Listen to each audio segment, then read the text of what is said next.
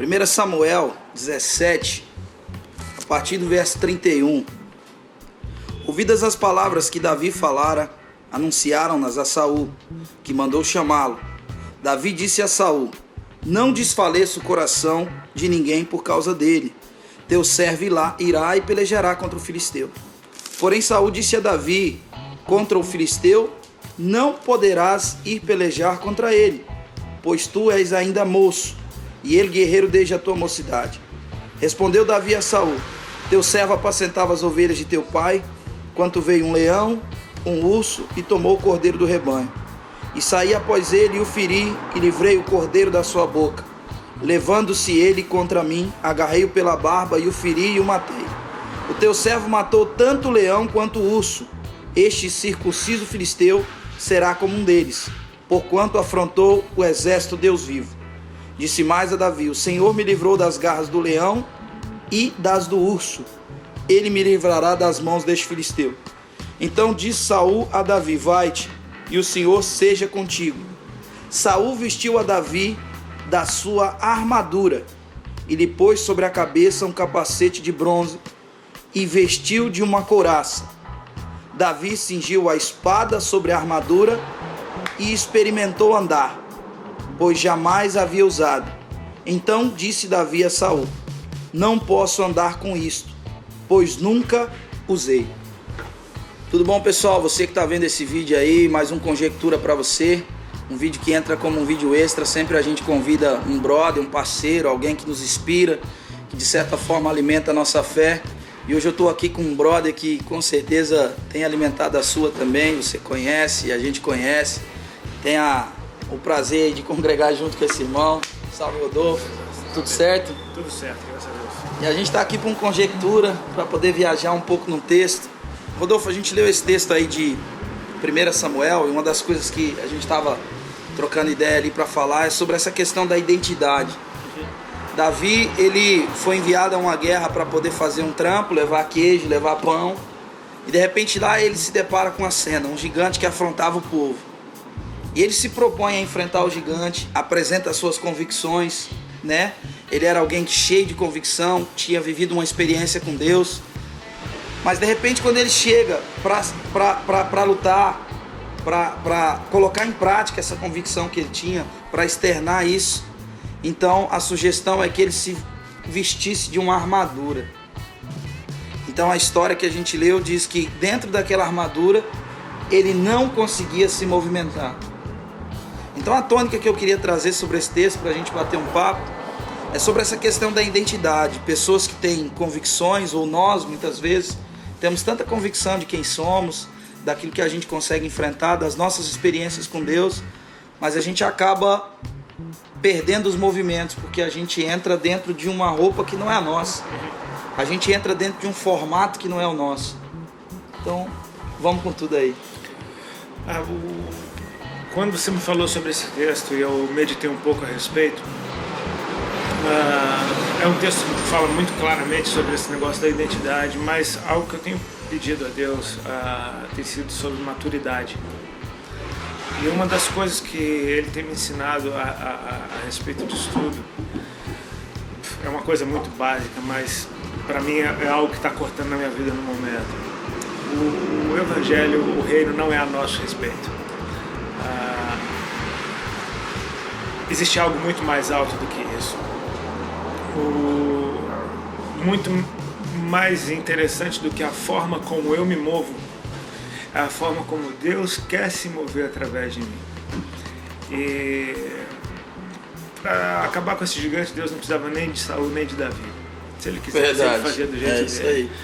O que estava acontecendo, o contexto da situação é que tinha um rei que Deus havia escolhido para o povo, porque o povo pediu, o qual tinha sido já rejeitado por Deus, porque os seus erros aos olhos humanos nem parecem tão graves assim.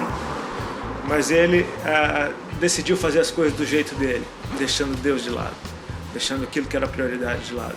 Deus então escolhe um outro para ocupar o seu lugar. E a gente vê um momento de confronto onde Deus vai expor que Ele pode usar um menino sem armadura alguma, Ele pode usar um menino sem espada alguma, Ele pode usar um menino só com 5 pedras na mão. Ele pode usar alguém que não está preparado para aquilo, porque Ele é Deus. A gente percebe Davi usando a bandeira que Deus tinha colocado na sua mão, quando ele diz no meio dos seus irmãos: quem é esse circunciso para afrontar os exércitos de Israel?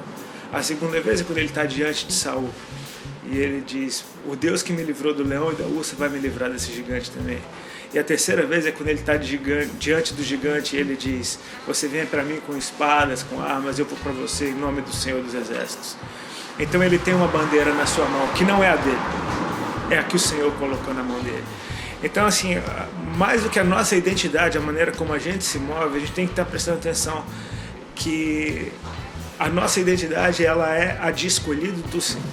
Alguém que Ele escolheu para manifestar o poder dEle. Amém. Por amor do nome dEle, por amor do povo dEle.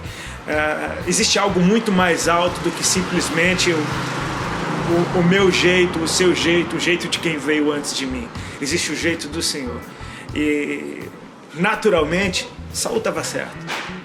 Naturalmente, esse menino não tinha condição alguma de lutar contra o gigante. Naturalmente, precisava de uma armadura, de uma espada. Naturalmente, um capacete no mínimo para você entrar. Naturalmente, Saul estava certo. Mas Deus estava querendo mostrar alguma coisa para aquele povo. Ele é Senhor sobre todas as situações.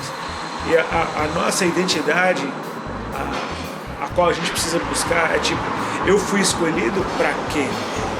Não simplesmente para realizar um feito, mas para manifestar a glória daquele que me escolheu, para manifestar a glória de Deus.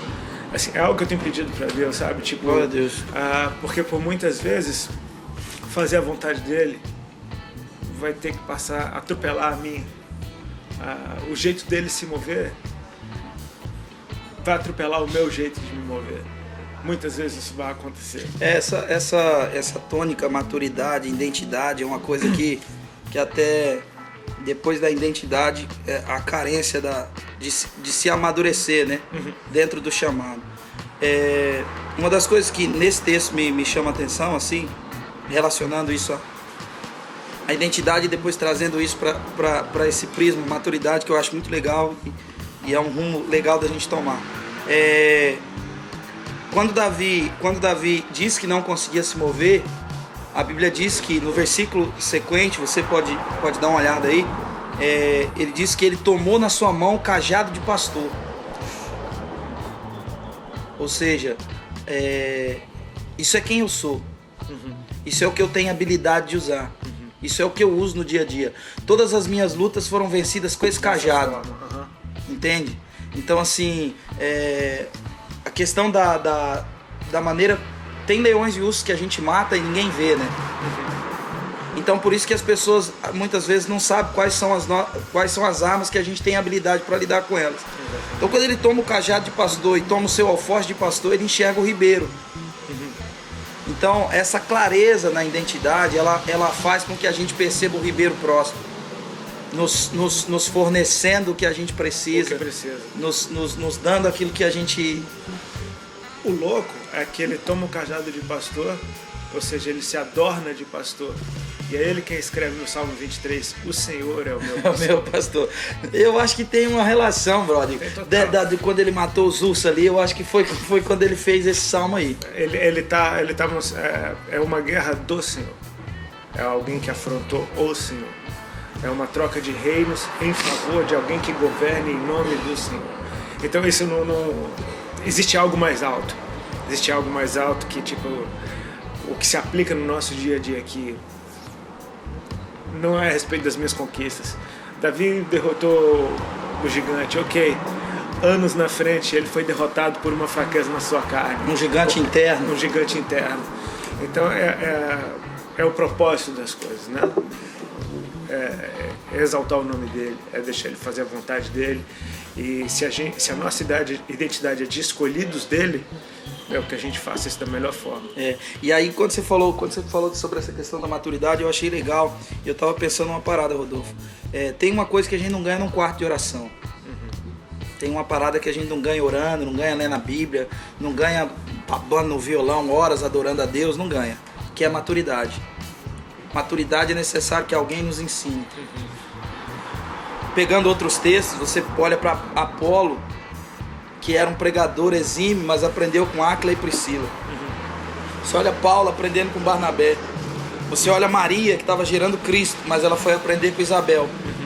Então, o que a Bíblia aponta sobre essa questão da maturidade, a necessidade de você estar conectado com alguém que andou mais, que está mais exercitado, que está mais aprimorado, para você poder realmente aprender, porque, como você falou, a nossa identidade é de escolhido do Senhor, mas se a gente não amadurece nesse quesito de identidade, a gente não consegue devolver essa glória que é dele, né, não? Exatamente. É uma coisa que, assim, às vezes a gente no ambiente cristão, a gente aprendeu alguns, digamos, palavrões eclesiásticos. Um deles é fariseu, o outro é Saul.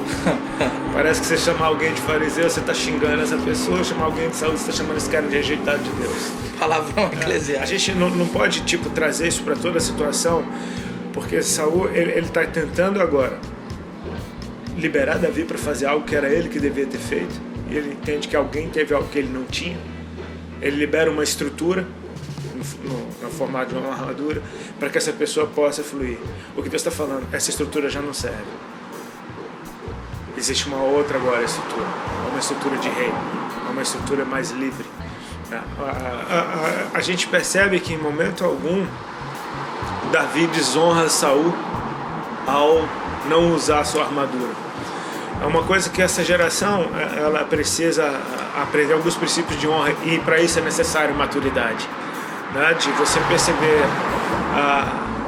a geração que veio antes de nós quer nos entregar o que aprendeu, quer nos entregar o que tem de melhor, quer nos entregar do jeito que eles sabem fazer. Talvez já tentaram. Saul era um guerreiro experimentado. Saul com certeza teve outras armaduras além daquela. Com certeza houveram ajustes que ele foi pedindo para quem desenvolve armaduras naquele reino. Cara, melhora essa parte aqui, melhora essa. Ele está entregando o que ele tinha de melhor para Davi ali naquele momento, né? De maneira alguma você vê uma maldade da parte de Saul. Saul era como você falou, naturalmente era o caminho certo a se tomar. E Davi discerne isso.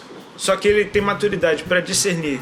Ele está tentando me fazer bem, mas ao mesmo tempo eu não tenho como fazer o que Deus quer que eu faça do jeito que está estabelecido, né? Então você vê uma coisa totalmente improvável acontecendo.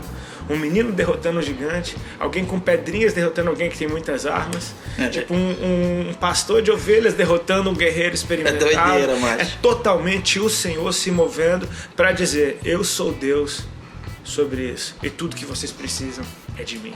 Glória a Deus. É isso aí. E assim, eu fico pensando a questão de você falando, é a melhor armadura em contrapartida também você ter esse respeito, mas ao mesmo tempo essa sinceridade. Dizer, olha, não dá pra mim, porque a conveniência faz a gente ficar num lugar que não é o nosso. Porque se Davi tira um selfiezinho ali e coloca no Instagram usando a armadura de Saul, ele bombava, né? Ele bombava, mas ele teve essa educação, porque uma das vertentes da maturidade é a educação. Porque o que você falou, uma das coisas que você falou, é até o tema daquilo que a gente vai propor em outras conversas, é a indiferença e a independência. Uma geração indiferente e uma geração independente. Tipo, tem alguém passando alguma coisa pra gente. Se esse pessoal agir com indiferença, ou seja, Saul não foi indiferente, né? Ele se preocupou. E Davi não quis ser independente, ele respeitou, aprendeu, mas foi lutar do jeito dele. Então, esse texto é muito rico e a gente ficaria dias conversando. É um texto que todo mundo conhece bem.